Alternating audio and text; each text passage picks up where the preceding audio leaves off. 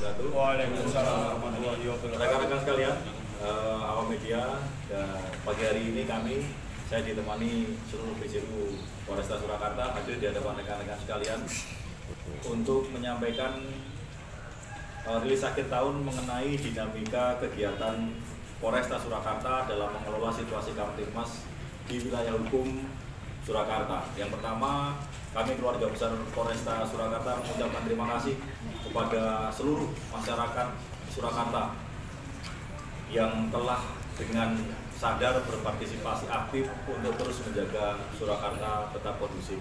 Yang kedua, seluruh stakeholder, baik itu pemerintah Kota Surakarta, dari TNI, dari stakeholder lainnya yang telah bekerja keras bahu-membahu bekerja sama dengan kami untuk terus melaksanakan kegiatan-kegiatan dalam rangka menjaga Surakarta dalam keadaan kondusif dan menyelesaikan tugas-tugas baik itu tugas-tugas negara ataupun tugas-tugas rutin dalam memelihara Kamtibmas.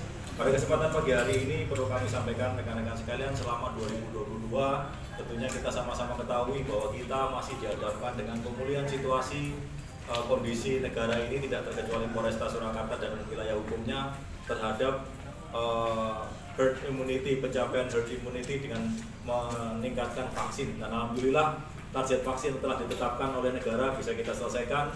Kita harapkan dengan vaksin tersebut percepatan vaksin baik dosis 1, 2, dan 3 atau mungkin dosis selanjutnya nanti bisa menjadikan kekebalan secara umum atau herd immunity tercapai sehingga masyarakat mempunyai kekuatan untuk terus beraktivitas tanpa harus khawatir terhadap munculnya lagi virus COVID. Dan seperti kita ketahui sampai dengan hari ini seluruhnya bisa berjalan dengan lancar, aktivitas normal, pertumbuhan ekonomi meningkat dan masyarakat bisa beraktivitas seperti sedia kala.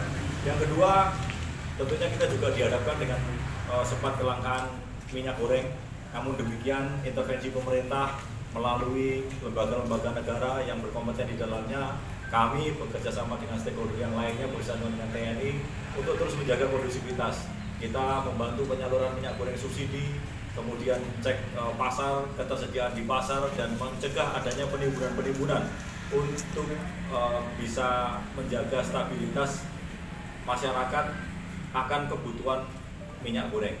Yang berikutnya rekan-rekan sekalian, secara keseluruhan memang dari ANEF Kamtibmas untuk kejahatan secara tren meningkat, di mana total crime-nya meningkat 12,58% dibandingkan tahun lalu, ya sekitar 50 kasus.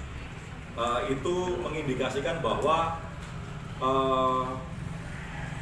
masyarakat harus meningkatkan kesadaran diri terhadap lingkungannya, mungkin di lingkungan tempat tinggal ataupun kerja ataupun sepanjang perjalanan, untuk menghindarkan diri dari kejahatan atau menjadi korban kejahatan. 50 kasus per tahun ini mungkin kalau kita bagi menjadi 12, artinya satu bulan ada 2 kali peningkatan. Namun demikian upaya-upaya terus kita lakukan sehingga meskipun kasus itu meningkat, harapan kita penyelesaian perkara pun juga meningkat. Yang berikutnya untuk Kamsel Carlantas, seperti kita ketahui mobilitas masyarakat setelah sekian lamanya dibatasi dengan PPKM, kemudian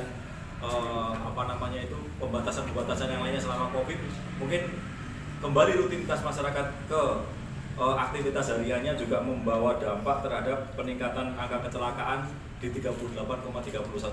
Namun demikian kita tidak diam, kita sertai upaya-upaya preventif, upaya-upaya preventif yang dilakukan oleh Satlantas Polresta Surakarta dengan melakukan pendidikan di masyarakat, baik itu masyarakat terorganisir maupun tidak terorganisir. Seperti kita adakan penyuluhan, kita adakan coaching klinik, kita adakan partisipasi bersama secara aktif masyarakat untuk menjadi pengguna-pengguna jalan atau pelaku-pelaku lalu lintas yang bertanggung jawab serta bisa menghindarkan diri dari terlibat kecelakaan atau menjadi korban kecelakaan. Yang berikutnya, pengungkapan narkoba juga cukup signifikan selama rentetan waktu 2022. Total kasus yang bisa kita ungkap adalah 129 kasus dengan 159 tersangka. Dengan barang bukti sabu-sabu seberat 487,09 gram, ganja 496,633 gram, dan pil Inex 5 butir. Dari hal tersebut, rekan-rekan sekalian, kami menyampaikan bahwa masih cukup tinggi angka peredaran atau penyalahgunaan narkoba di Surakarta. Melalui forum ini kami menghimbau kepada masyarakat, orang tua, bagi yang masih mempunyai putra-putri agar diwaspadai, perhatikan pergaulannya, perhatikan perilakunya sehari-hari, perhatian lingkungannya, sehingga anak-anak generasi penerus bangsa ataupun pemuda-pemuda yang nantinya akan menerima tongkat estafet ini tidak terpengaruh atau menjadi korban dalam penyalahgunaan narkoba. Yang berikutnya, rekan-rekan sekalian, untuk upaya gabung secara keseluruhan di Medo 2022 yang lalu, total penyelesaian yang bisa kita selesaikan kasus adalah 282 kasus dari total laporan 446 kasus.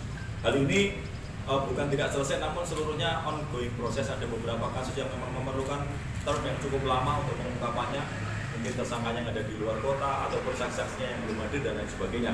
Namun semuanya kita berproses.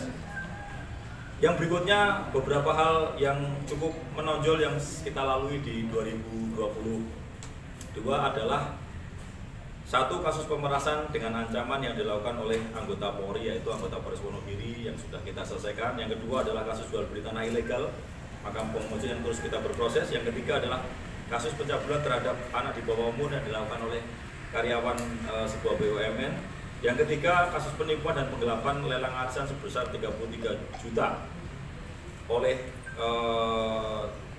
tersangka. Yang lima adalah kasus pencurian dengan pemberatan kabel tanah tembaga milik PT Tolkam.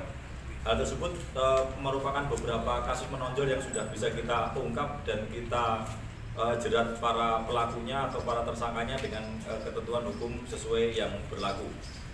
Kemudian di samping itu, rekan-rekan sekalian, di samping operasional tentunya kita tidak pernah melupakan pembinaan. Pembinaan pun juga banyak hal yang kita peroleh, prestasi-prestasi anggota kita, baik level Polda dan yang lain sebagainya, di mana anggota-anggota yang berprestasi tersebut kita berikan penghargaan, baik itu berupa piagam penghargaan ataupun mungkin nanti jika dimungkinkan levelnya lebih tinggi, mungkin penghargaan lain yang setingkat lebih tinggi seperti kesempatan untuk sekolah dan lain sebagainya.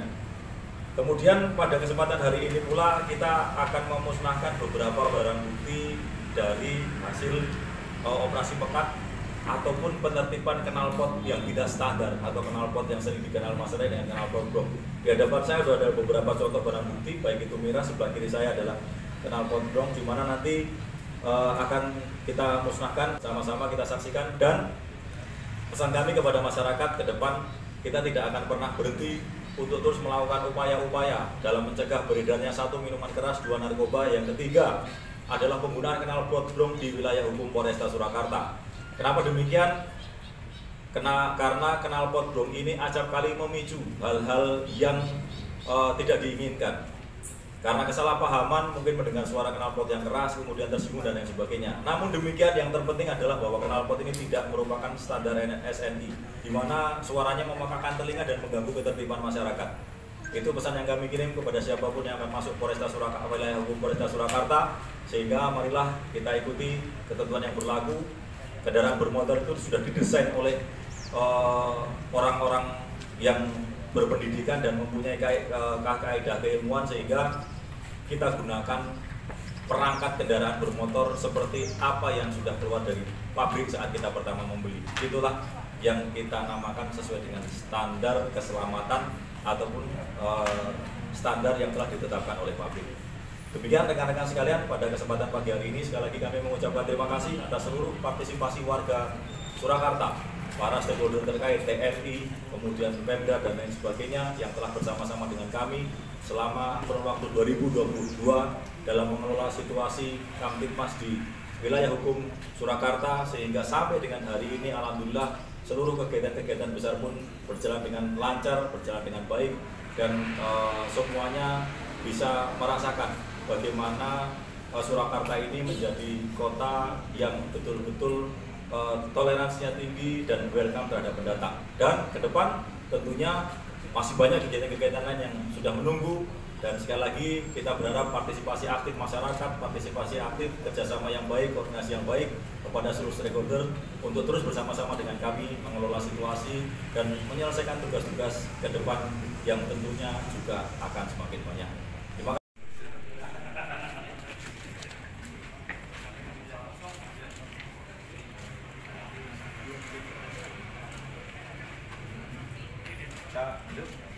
Ya. Neng Polda ya kuwi to. Ya. Orangnya itu. Orang Mas Gede to. Kowe meneh.